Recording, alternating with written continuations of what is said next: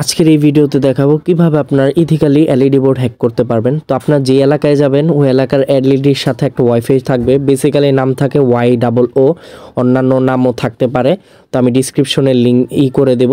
তো এরকমও থাকতে পারে WF2 এরকম নামও থাকতে পারে। তো 8টা এটার পাসওয়ার্ড হবে 8 হ্যাঁ।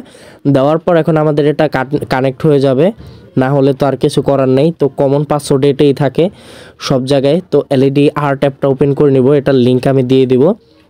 তো এখন আমরা এই জায়গায় এসে পড়ব। এইখানে আসার পর এখন আমরা লিখব HAPPY দাসারা।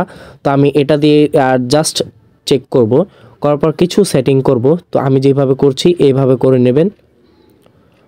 তো আপনারা চাইলে কালার চেঞ্জ নাও করতে পারেন। তো আমি একটু টাইমারটা বাড়ায় নিই, স্পিডটা বাড়ায় নিলাম। নেওয়ার পর এখন আমি কালারিং করে দিলাম যে এক এক কালার থাকবে। তো স্যান্ডে ক্লিক করার পর এই দেখেন আমাদের এটা হয়ে গেছে। এই দেখেন লেখা আসছে হ্যাপি দাসারা।